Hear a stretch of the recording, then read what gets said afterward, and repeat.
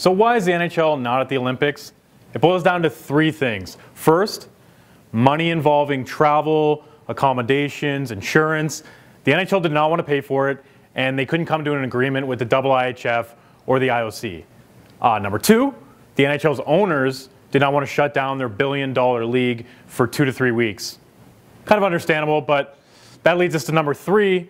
The NHL owners also didn't want to see their star players go down in injury. We've seen at international tournaments before where a star player gets hurt and all of a sudden their season's in the tank. So who exactly will be on this Team Canada? Well, you have 25 players from 7 pro leagues.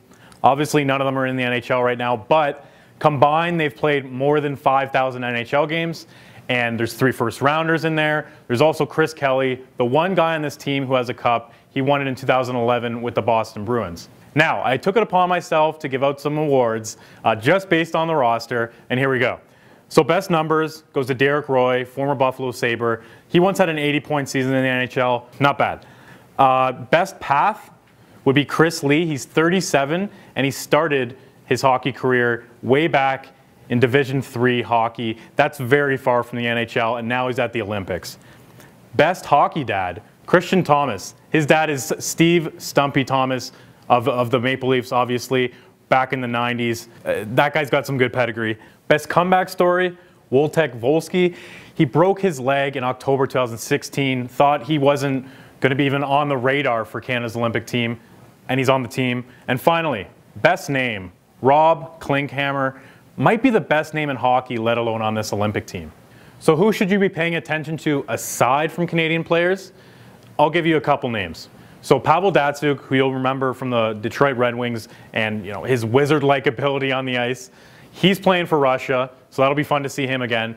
Eli Tolvanen with Finland, an up-and-coming prospect in the Predators organization. Don't be surprised if he's playing in the NHL next year, especially if he shows well at the Olympics.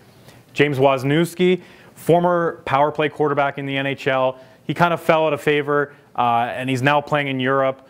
You'll remember him from his Blue Jacket days, and he hopes that he can put on a good show for scouts and end up back in the NHL. And finally, Rasmus Dahlin, the #1 pick, most likely this summer at the NHL draft. We saw him at the World Junior Championships against teenagers. Now he's going to play against men. Look out for an absolute thrilling show from this guy. He brings it all to the table, and he's playing for Team Sweden. And keep it locked on Dahlin. Finally, how does all this work? What's the format for this tournament? Well, there's 12 nations split into 3 groups, and the winners of those groups move on to the quarterfinal, as well as the top-ranked 2nd seed across the whole tournament. So the remaining 8 teams duke it out for a chance to meet those top teams in the quarterfinals.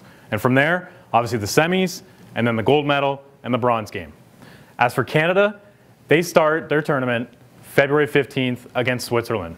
It's Olympic hockey, no NHLers, but it's Olympic hockey. Enjoy.